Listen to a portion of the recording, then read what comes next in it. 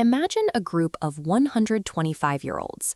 They are all stepping into their careers today, packed with optimism and a shared belief that they are headed for success. This data follows that exact group across 40 years. By age 65, 1 will be wealthy, 4 financially independent, 5 still working, and 90 broke. Even in an era of abundance, only 5 reach their destination. 95 fall short. The gap between the 5 who succeed and the 95 who fail rarely comes down to intelligence or talent. It often comes down to a pattern of behavior known as conformity.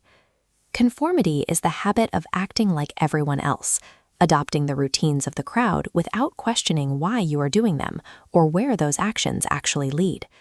When you mirror the crowd without a defined target of your own, you end up drifting.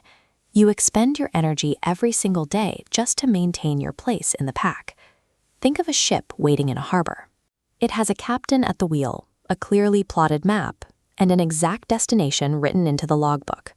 When that ship leaves the port, 9,999 times out of 10,000, it will arrive exactly where it intended to go. Now take an identical ship. Start the engine, throttle it to full power, but leave it with no captain, no crew, and no destination. The engine is producing massive amounts of energy, but without a wheel to direct it, that ship will either sink in a storm or wash up on a deserted reef.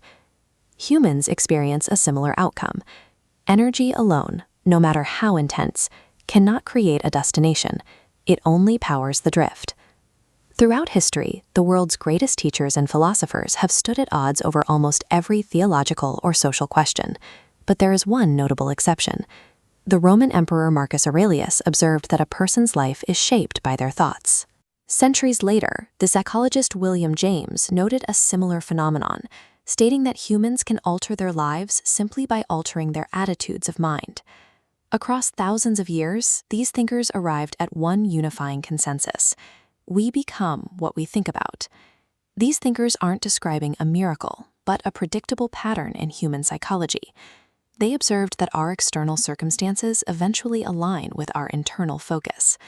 To understand how the mind processes this focus, we can look at a simpler model from the physical world, a farmer's soil.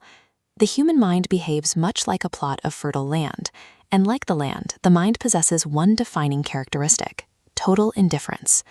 A farmer drops 2 seeds into this earth, one corn for nourishment, the other nightshade, a deadly poison. The soil doesn't judge.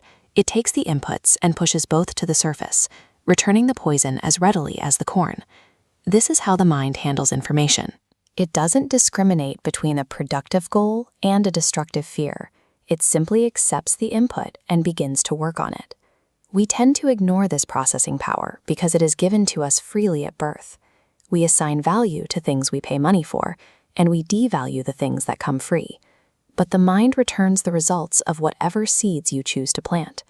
If you define the input, you inevitably influence the output. This indifference makes focus a necessity. If you fail to plant a specific goal in the soil, the mind will simply grow weeds. An undirected mind naturally absorbs the fears and conformities of the surrounding environment. It takes the shape of the crowd, leading right back to that 95% failure rate. To break out of this drift, you have to initiate a deliberate change in focus. We can call it the 30-day mind experiment. To see the results for yourself, you must seize control of your dominant thoughts for exactly 1 month. The first rule is to establish your anchor. Write a single, highly specific goal on a card. By focusing on this target every day, you are giving your ship its map. The second rule is to weed the soil. You have to monitor your own thoughts. When a negative idea appears, replace it with a clear mental picture of your chosen goal. The third rule is how you measure your effort.